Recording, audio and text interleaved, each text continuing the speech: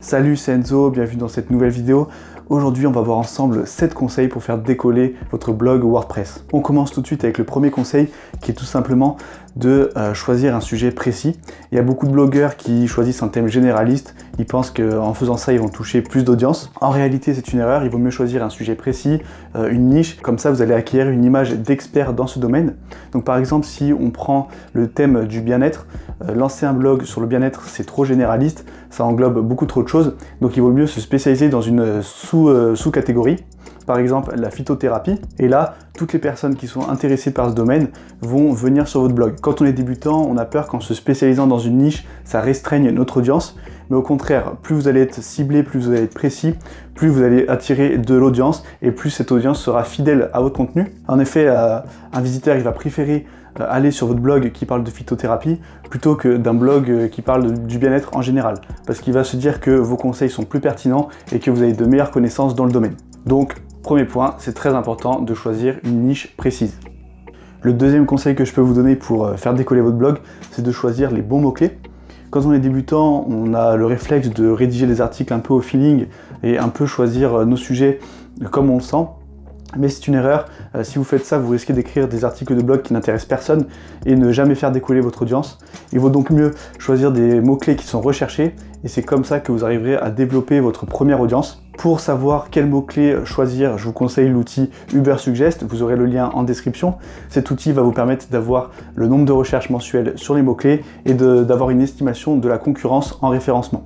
Donc si vous avez un blog qui vient d'être créé et que vous êtes débutant, il vaut mieux choisir des petites requêtes qui ont moins de recherches mensuelles, mais sur lesquelles vous pourrez plus facilement être référencé. En choisissant les bons mots-clés, vous aurez obligatoirement une audience qui va se développer au fil des mois. Si vous n'avez aucune notion en référencement, j'ai fait une vidéo qui présente le plugin Yoast SEO et qui va vous aider à optimiser le référencement de vos articles, même si vous êtes débutant. Le troisième conseil, ça va être de rédiger des titres accrocheurs. Il y a trop de blogueurs qui se concentrent uniquement sur le référencement de leurs articles, mais ils oublient d'optimiser le titre afin que les internautes cliquent sur leur lien dans la page de résultats de recherche. Pour avoir un bon taux de clic, il y a plusieurs petites méthodes. Vous pouvez inclure un chiffre dans vos titres, par exemple 7 conseils pour quelque chose, 10 astuces pour quelque chose. Vous pouvez également faire des titres qui commencent par comment.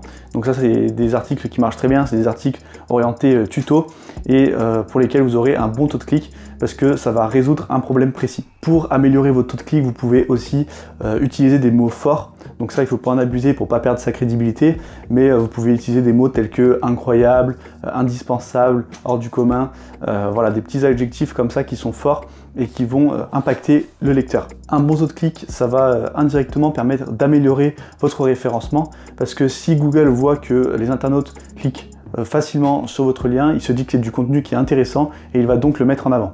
C'est donc très important d'optimiser ce point-là. La quatrième astuce, ça va être de mettre de l'émotion et transmettre votre personnalité au sein de vos articles. Il faut éviter d'avoir des articles uniquement informationnels qui sont froids. Il faut créer une connexion avec le lecteur afin de montrer que c'est un humain derrière ce blog. Donc pour cela, vous pouvez raconter des histoires, c'est ce qu'on appelle le storytelling.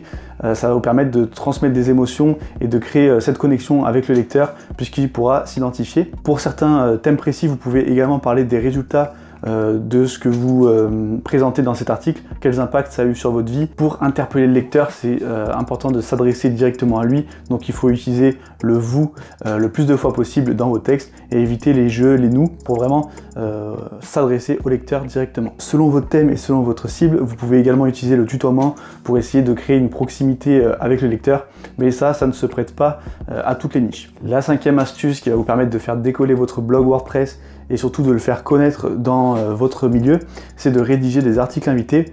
Donc des articles invités, c'est tout simplement le fait de rédiger un article de blog sur un autre site. En rédigeant cet article, vous allez permettre à l'autre blog d'avoir du contenu instantanément, sans qu'il y ait besoin de travail.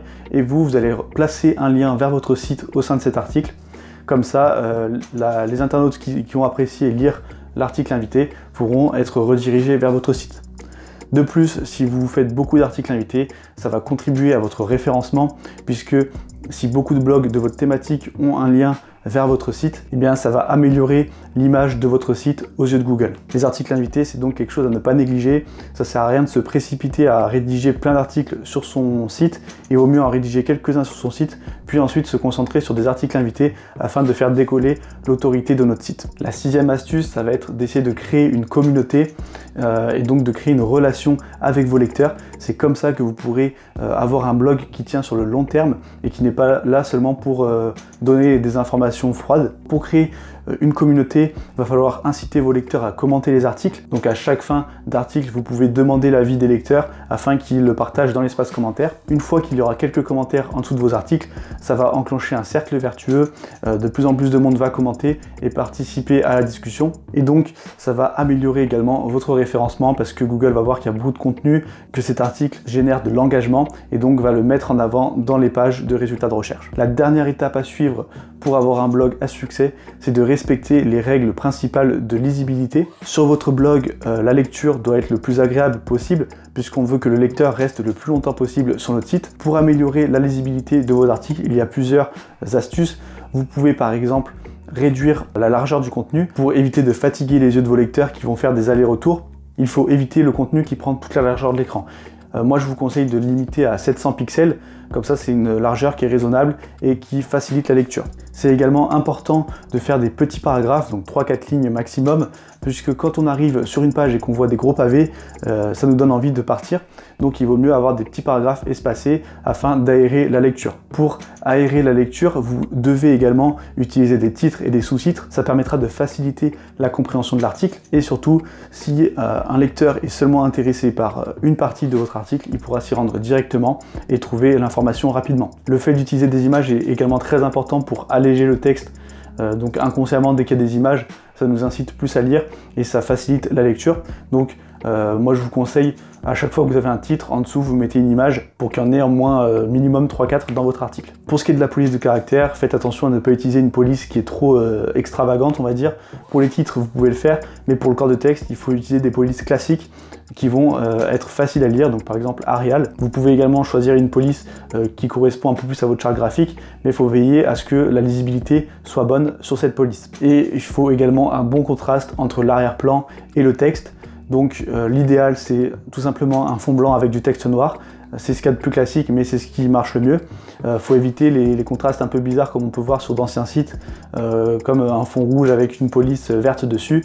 Ça c'est vraiment à fuir parce que ça sera très désagréable à lire. Certains sites également essayent de donner un style un peu plus design à leur charte graphique et mettent un fond noir. Donc ça, vous pouvez le faire sur certaines pages, sur la page d'accueil, tout ça, mais pour vos articles de blog, c'est déconseillé. Il vaut mieux laisser un fond blanc, même si c'est moins esthétique, en moins ça sera plus facile à lire. Et sur un blog, le but, ce n'est pas que ce soit joli, c'est que les internautes lisent vos articles jusqu'au bout, afin de développer votre audience. Voilà, on a fini avec ces 7 conseils, j'espère que ça vous aidera à faire décoller votre blog WordPress.